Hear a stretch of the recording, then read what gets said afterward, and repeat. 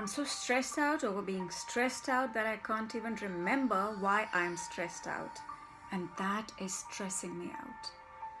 That's a reality these days. Most of us are living in a fight or flight, consumed by stress, and usually what we're creating our decisions from is our childhood pain or traumatic experiences.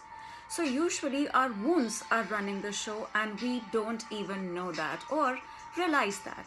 And what we gotta do is become that space to see these wounds and love them, live them in the moment by crying out the pain and letting it all out.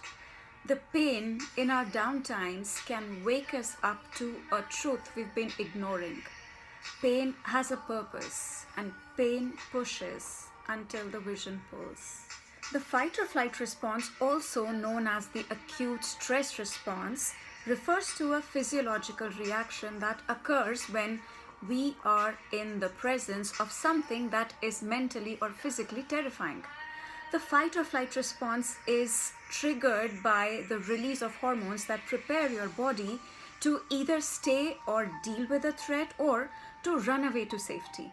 The term fight or flight represents the choices that our ancient ancestors had when faced with danger in their environment. They could either fight or flee.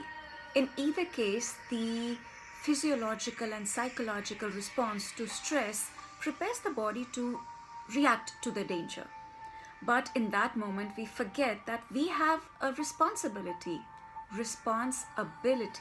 to go within, be with ourselves and see the things for what they are and not the threat we often perceive them to be. Why is it important? The fight or flight response plays a critical role in how we deal with stress and danger in our environment.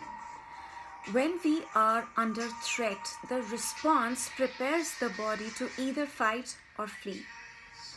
While the response could be triggered by both real and imaginary threats, the stress created by the situation can actually be helpful in making sure that you cope with the threat more effectively.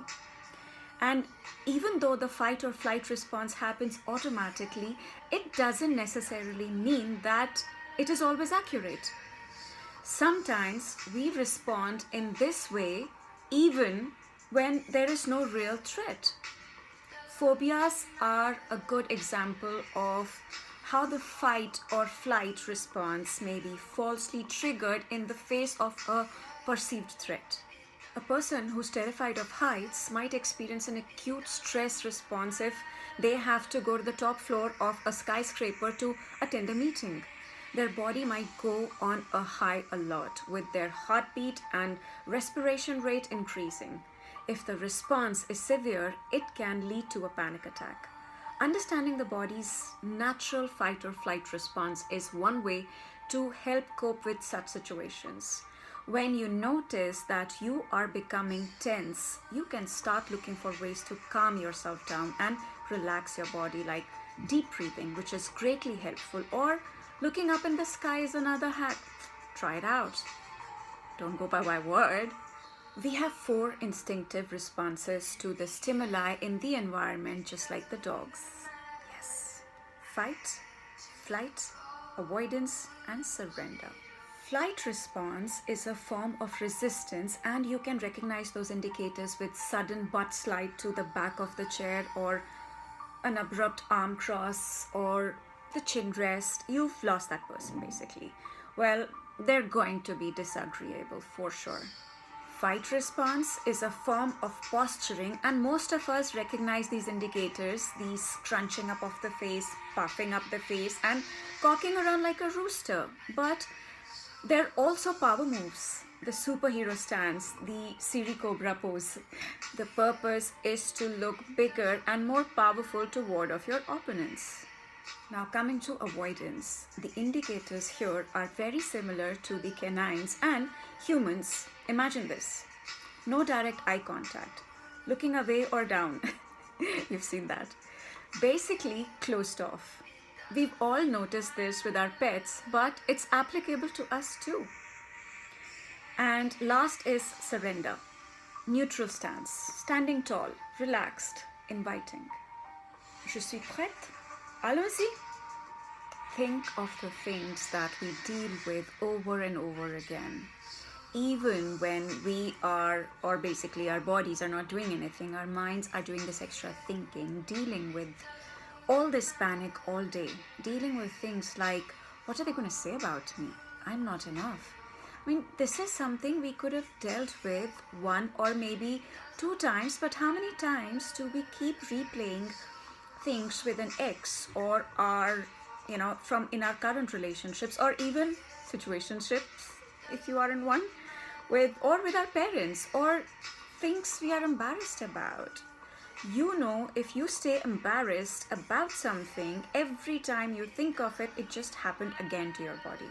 So your body is rethinking of the time that you did something so embarrassing. It could have happened just once, but it happens every time you think about it. So your body goes into this fight or flight because you're thinking about it. So it thinks that you're in that same situation that's embarrassing. So it's re-adrenalizing and trying to save you from something that's not even actually happening. Stop giving CPR to dead situations. No mas. Right now, everybody's nervous system is in fight or flight mode. If you feel constantly stressed out or exhausted, you can't focus, you're on the edge waiting for the other shoe to drop. And honestly, what we've lived through from 2020 to date, 2022, human body is not built to sustain that level of uncertainty. We need to learn to flip off our fight or flight nervous system and flip on our natural peace, calm, and a cool nervous system. We've reached a stage to just throw in the towel and say, I can't handle this anymore. I like how Mel Robbins said how our nervous system has done the equivalent of us sitting in our car in parking mode and flooring the gas. Stress in our nervous system has been revved for almost 2 years now. Have you ever lost control of your emotions and did something in the heat of the moment that you later regretted? Perhaps you've lost it or blown up at someone, your partner or child, work colleague, or perhaps the driver of another car or a friend to such a degree that later you realize that was uncalled for. If your answer to this is yes, then you've probably been hijacked by your amygdala. It's the emotional brain. While amygdala is intended to protect us from danger, it can interfere with our functioning in the modern world, where threats are often more in subtle nature. When you hear, see, taste, touch something, that sensory information first heads to the thalamus, a brain organ that regulates consciousness, and thalamus acts as your brain's relay station. The thalamus then relays that information to the neocortex, the thinking brain. From there, it is sent to amygdala, the emotional brain, which produces the appropriate emotional response. However, when faced with a threatening situation, the thalamus sends sensory information to both the amygdala and the neocortex if the amygdala senses danger. It makes a split-second decision to initiate the fight or flight response before the neocortex, which is the thinking brain, has time to overrule it. This cascade of events triggers the release of stress hormones. A person in fight or flight may feel extremely alert, agitated, confrontational, or like they need to leave the room or location for that matter. A severe fight or flight response can even become a panic attack. It takes around 20 to 60 minutes for the body to return to its normal state after the stress response becomes activated. Afterward, a person may feel tired, achy, or have some lingering anxiety. Generally, it's a good idea to do things that feel safe and restful at the time. Self-care is important, non-negotiable during times of stress, like eating regular, balanced, and nutritious meals, drinking enough water, taking breaks, especially from things or people that add to your stress, getting regular exercise or doing yoga and pranayam, getting enough sleep, very important, making time for relaxation and enjoyable activities, and connecting with others that uplift your soul. The philosophical stance: You're not afraid of the dark. You're scared of what's in it. You're not afraid of the heights. You're afraid of falling. You're not afraid of the people around you. You're just afraid of being judged, perhaps. You're not afraid to love. You're just afraid of not being loved back. You're not afraid to let go.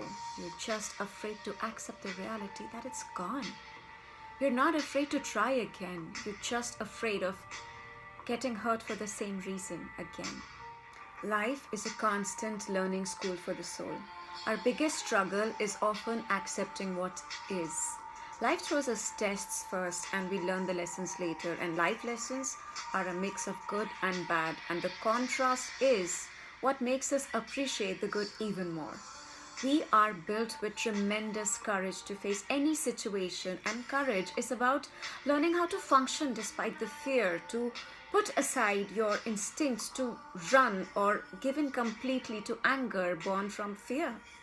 Courage is about using your brain and your heart when every cell of your body is screaming at you to fight or flee, and then following through on what you believe is the right thing to do. And the curveball of life is that destiny or fate might not fit in the scenario that you had in mind. But that doesn't mean you obliterate yourself with negative thoughts or the response thereof. Rather, obliterate the negative thoughts. The struggle is there to change you, not destroy you. Trust the process. A parting note: just like a movie scene, it's not real. Change the movie and that trauma, and pain will lose its power over you. Make that shift in thinking, and what you're thinking will shift.